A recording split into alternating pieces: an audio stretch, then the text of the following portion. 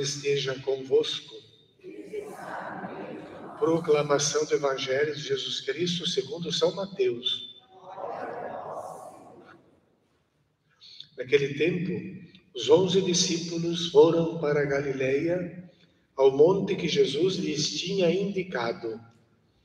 Quando viram Jesus, prostraram-se diante dele. Ainda assim, alguns duvidaram.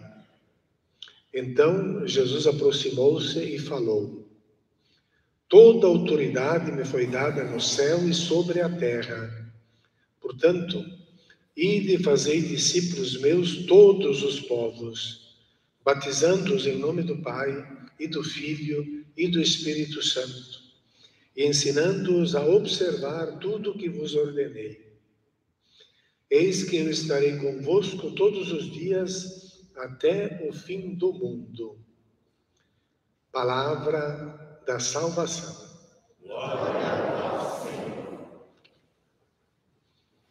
Podemos sentar-se um instante, irmãos e irmãs. Liturgia da Ascensão do Senhor, ela é narrada por São Lucas. Nós vimos nos Atos dos Apóstolos, essa primeira leitura da missa de hoje, os primeiros acontecimentos ali na Ascensão de Jesus, porque depois Lucas,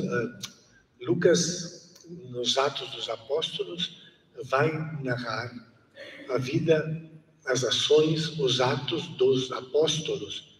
Então ele começa o livro termina o Evangelho falando da Ascensão. Atos começa com a Ascensão de Jesus, em seguida vem o Espírito Santo e os atos dos apóstolos.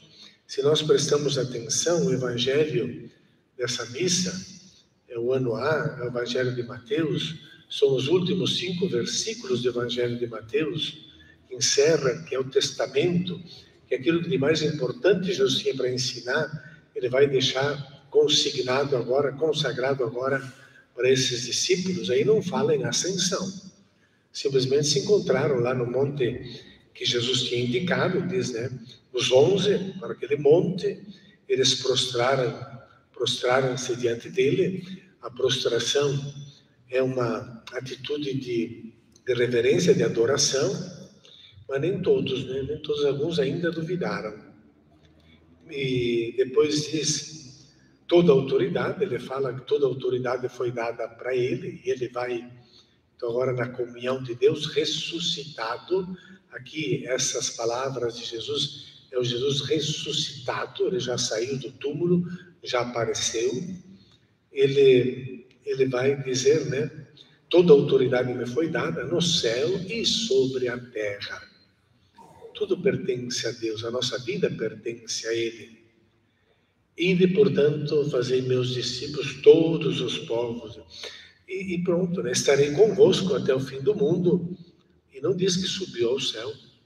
Quem vai dizer também, além de Lucas, é Marcos, numa frase de Jesus desapareceu diante deles, que ficaram olhando para cima. Desapareceu Jesus nas nuvens e pronto. Na verdade, não se trata, é uma teologia, não se trata de uma subida física. Nós, naturalmente, quando nos referimos a Deus, né, olhamos para cima, rezamos olhando para cima. Se uma criança pergunta para a mãe onde mora Deus, ela vai olhar para cima.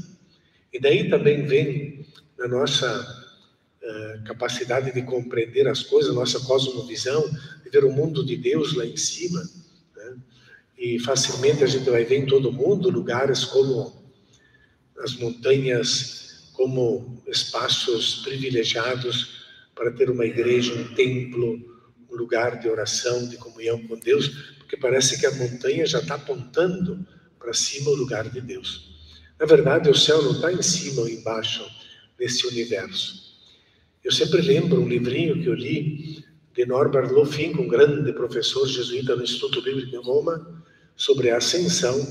Então ele conta a experiência, eu já contei isso aqui anos passados, acho.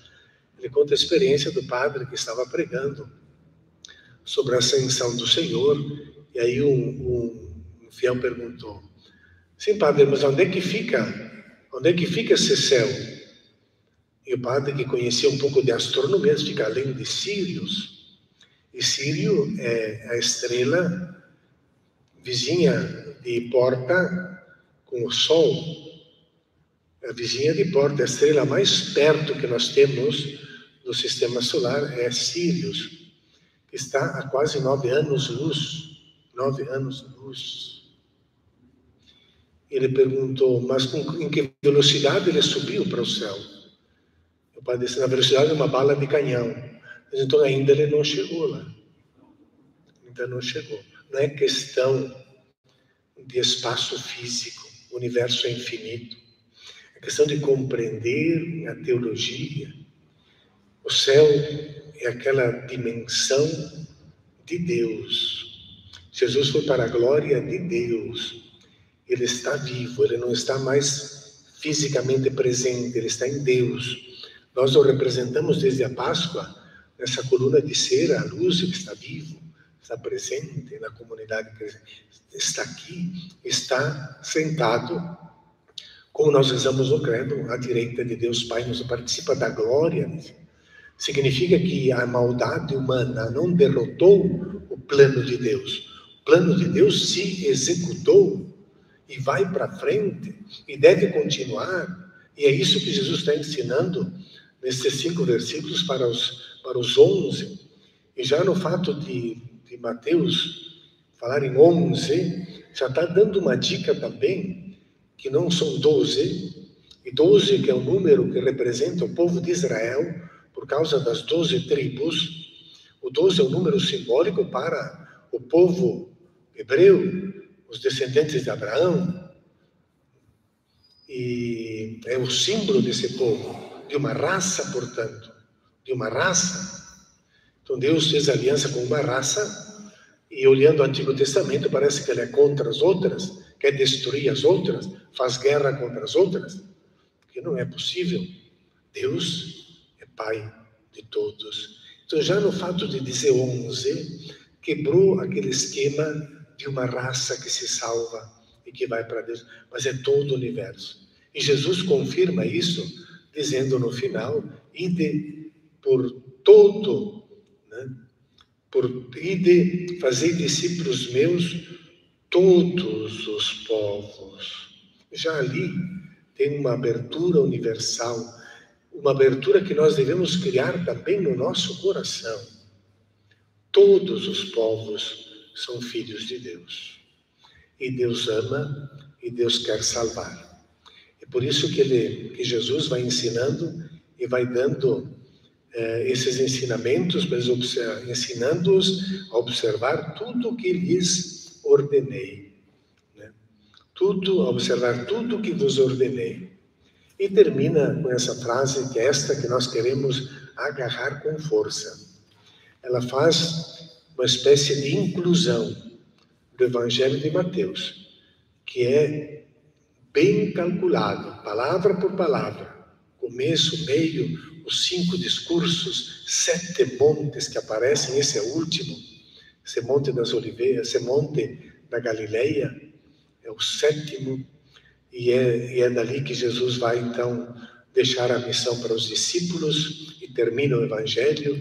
Então, o Evangelho bem calculado.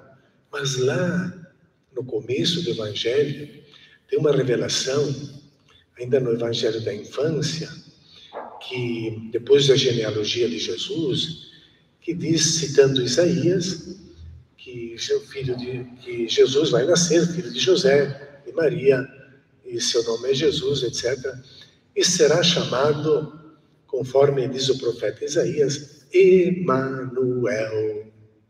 Então, já no começo do livro, está mostrando uma coisa completamente revolucionária para quebrar com monopólios de religiões que exploram e roubam e sugam.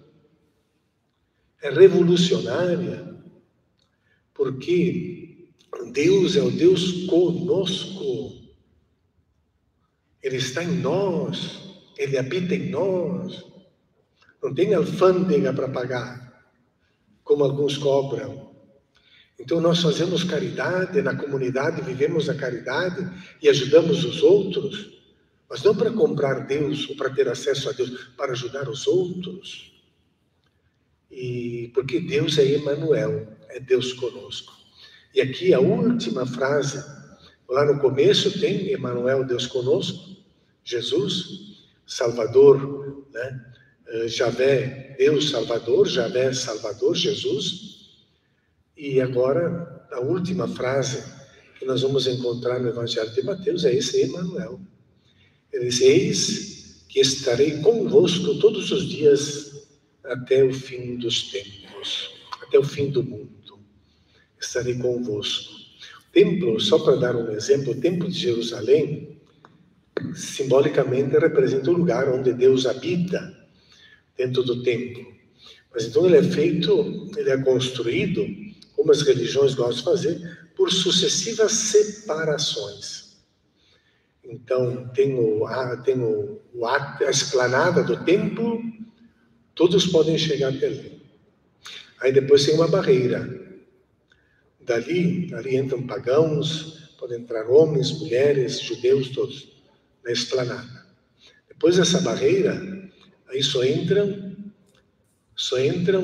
os judeus. Depois tem uma terceira barreira, que dali só entram os homens judeus. Depois tem mais uma barreira, onde entram só os sacerdotes. Então dos homens, as mulheres já ficaram para trás, agora o povo fica para trás, só entra o sacerdote naquela, vai se aproximando da tenda onde está Deus. E a última barreira, que é o Santo dos Santos, então onde só entra, e uma vez por ano, o sumo sacerdote, para levar a oferenda pelos pecados do povo e pelos seus pecados. Ele entra lá. Separações, ninguém tem acesso a Deus. E Jesus, Deus, está conosco. Então, todos passamos por dificuldades. Basta olhar essa grande santa, Santa Rita. Sofreu, passou todos os sofrimentos, mas uma alma grande, cheia de amor. E o seu querido Jesus, porque tinha fé, porque amava, lhe deu também a participação na sua paixão, que ela pedia para o querido Jesus participar da paixão, e de repente então apareceu aquela chaga de um espinho que ficou sangrando até a sua morte, para mostrar que ela participava do sofrimento de Cristo. A vida tem desafios, nem sempre as coisas vão. Deus está conosco, porém, é isso que não podemos esquecer. A morte existe, é uma porta que todos vamos passar, mas Deus está conosco. Não estamos sozinhos nunca. É esse o ensinamento: eis que estou convosco na alegria, tristeza, nas tribulações e nessas horas que nós precisamos. Como é importante a gente também na catequese poder colocar um vínculo, uma conexão forte do coraçãozinho das crianças e jovens com Deus. Precisamos sentir a sua presença para viver essa vida e superar com muito mais força, com muito mais facilidade, talvez, os obstáculos que nem sempre são fáceis, às vezes são insuportáveis, mas que Deus vai nos dar a força, porque não estamos sós. Subiu ao céu, mas está aqui presente. Vamos, para que tenhamos sempre essa consciência da presença de Deus, de pé, renovar a nossa fé, onde vamos dizer isso que Jesus subiu ao céu. Creio em Deus Pai Todo-Poderoso, Criador do céu e da terra,